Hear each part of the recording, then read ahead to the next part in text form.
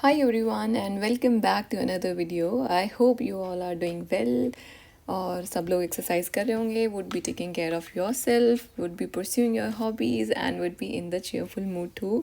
So in this video we are going to continue our quiz and we are going to solve 5 new questions on Indian writings in English literature. If you guys are preparing for UGC NET English or state entrance test, or you are preparing for PhD entrance or PGT English, TGT English, and Shri Aurobindo is a part of it, then definitely you must attempt these 5 questions because these will tell you that how well do you know about Shri Aurobindo Ghosh. तो अपने पास एक rough copy रखो and keep writing the answers in that so that you can actively recall and you don't sleep while watching the video and don't feel lethargic or lazy. Let us start with our first question of today's video, that who said after reading The Life Divine, has there ever existed a more synthetic consciousness than that of Shri Aurobindo Ghosh? पहली बात जो है यहाँ पर आपको जो याद रखनी है, that is The Life Divine. The Life Divine is the most important work which is written by Shri Aurobindo Ghosh. ठीक है, अब ये इतना ज़्यादा बेसिक क्वेश्चन हो गया है कि दे आर नॉट आस्किंग कि द लाइफ डिवाइन किसने लिखी है, रादर वहाँ पर हमें स्टेटमेंट्स दी जा रही है और हमें पूछा है कि द लाइफ डिवाइन के बारे में ये स्टेटमेंट किन्होंने बोली है. So there are particularly 2 to 3 statements that you should remember about the life divine which are being given by different critics. The life divine जो वर्क है, it talks about the virtues like love, honesty, और ये एक basically philosophical text है जो श्री औरोबिंदो घोष ने लिखा था. स्टेटमेंट बोलना क्या चाहती है, that has there ever existed a more synthetic consciousness than that of Shri Aurobindo. तो इनमें से जो भी इंसान है उन्होंने द लाइफ डिवाइन रीड किया and after reading the life Divine they said that क्या श्री औरोबिंदो घोष जैसा कोई इंसान, इतना कैपेबल माइंड, इतना अच्छा थिंकर एग्जिस्ट कर सकता है. The person who just brought different ideas together, इतने सारे अलग आइडियाज़, ट्रेडिशंस, नॉलेज को यूनिफाई करके उन्होंने एक वर्क लिखा, that is the life divine. तो रिटोरिक तरीके से वो तारीफ़ कर रहे हैं. जो भी इंसान है बहुत ही क्लेवरली रिटोरिक वे का इस्तेमाल करके by asking a question is appreciating Shri Aurobindo Ghosh. And the correct answer here is alpha option, that is Dorothy Richardson. She is a British writer and a critic और उन्होंने जब द लाइफ डिवाइन पढ़ा by Shri Aurobindo, she was very much mesmerized and she said that कि इससे ज़्यादा synthetic work मैंने कभी read नहीं किया है. Ignore the other options, they are not important, so we are not going to remember their names, but just remember कि life divine divine divine, Dorothy Dorothy Dorothy, and she said कि भाई बहुत ज़्यादा synthetic consciousness है इस work में, right? चलो, moving on to the next question, that who described the life Divine again. तो द लाइफ डिवाइन की फिर से बहुत ज़्यादा तारीफ हो रही है और इसमें जो लाइफ डिवाइन जो वर्क है उसको कंपेयर किया गया है to Divina Commedia. This Divina Commedia is nothing less than Divine Comedy. Okay, so this is Divine Comedy which is written by Dante. Italian writer हैं दांते और उन्होंने लिखा डिवाइन कॉमेडी. डिवाइन कॉमेडी में वो बताते हैं कि किस तरीके से जो एक सोल है वो इन्फर्नो से ट्रैवल करता है टूवर्ड्स पैराडाइज. ओके, इन्फर्नो क्या है? हेल है. पहले वो नर्क में है, नर्क के बारे में बताया जा रहा है, फिर परगेटरी के बारे में बताया जा रहा है. Purgatory is earth kind of place, वहाँ पर वो अपनी सिंस वगैरह माफ़ करवा रहा है, ये सब है, तो living a simple life. And then they talk about the Paradiso. Paradiso is the paradise, heaven, स्वर्ग के बारे में. तो एक सोल जो है, एक आत्मा, किस तरीके से वो एक इन्फर्नो से परगेटरी एंड देन पैराडाइज की जर्नी करती है, इसी प्रकार से जो द लाइफ डिवाइन है जो श्री औरोबिंदो घोष ने लिखा है उसमें वो बताते हैं कि भाई किस तरीके से एक इंसान की जर्नी स्टार्ट होती है and what all virtue should be there in a person. So that's the life divine which is a compilation of like so many different ideas and traditions. And the correct answer here is our beta option, that is DS Sharma. ये Indian cultural studies पे इन्होंने काम किया है and also he is a great critic, DS Sharma, and he is the one who has compared the life divine to divine comedy written by Dante. एक बार हम फिर से रिवाइज करेंगे. देखो, अगर डिवाइन कॉमेडी की बात की जाए so you will tell that it is DS Sharma, whereas Dorothy ने क्या बोला है कि भाई ये एक सिंथेटिक कॉन्शियसनेस का वर्क है ना, रिटोरिक फॉर्म में उन्होंने ये बात बोली है. तो ये दोनों पर्सपेक्टिव आपको याद रखने हैं on the work the life divine which is very very very important. And मतलब नहीं भूल सकते भाई आप इसको कॉम्प्रोमाइज़ ही नहीं करना आपने. Which work of Shri Aurobindo is a translation of Kalidas Vikram Urvasya? And this is a play which is written by Kalidas. पहली बात तो ये याद रखना है कि भाई ये जो है ये किन्होंने लिखा है, कालिदास जी ने लिखा है. अब श्री औरोबिंदो ने जो ये प्ले है इसको ट्रांसलेट किया है into his work, and the correct answer over here is the hero and the nymph. And again this is very very very important, क्योंकि जो कालिदास का जो प्ले है ना विक्रम, इट टेल्स अबाउट कि ये जो विक्रम जो राजा है किस तरीके से he is pursuing Urvashi. Urvashi कौन है? उर्वशी इज़ अप्सरा.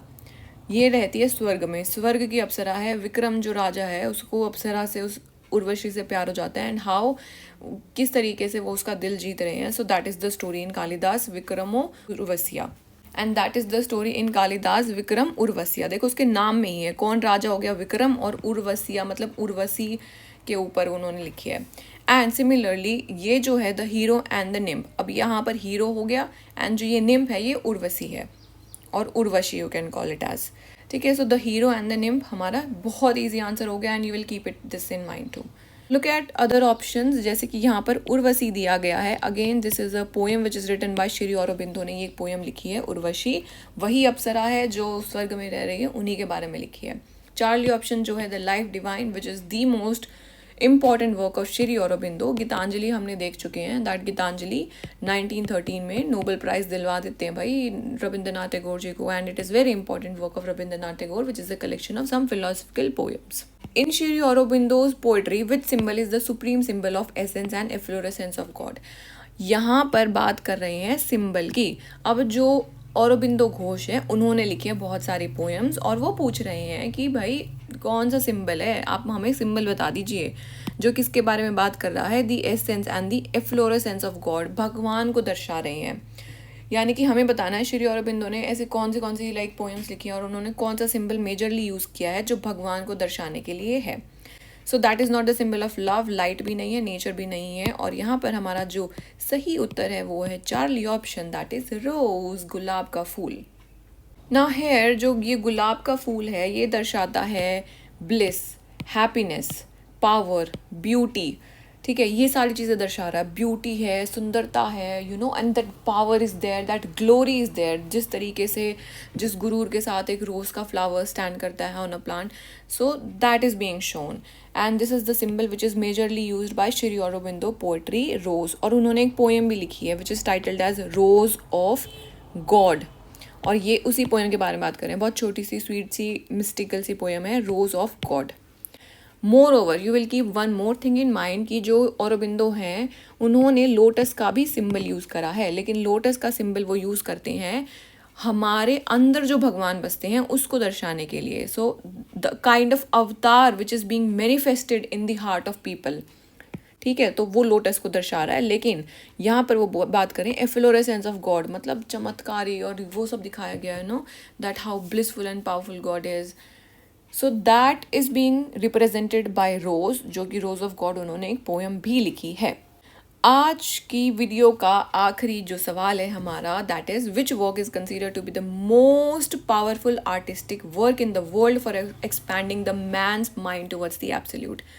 भाई थोड़ा सा ट्रिकी क्वेश्चन है, लेट्स सी कि आप इसका सही उत्तर दे पाते हो कि नहीं. क्या बोल रहे हैं कि भाई कौन सा वर्क है जो कि मोस्ट पावरफुल आर्टिस्टिक वर्क है. ओके, बहुत ज़्यादा आर्टिस्टिक वर्क है इन द वर्ल्ड, पूरे वर्ल्ड में. वाह वाह वाह वाह, मतलब बहुत बढ़िया वर्क है, बहुत तारीफ कर दी इन्होंने.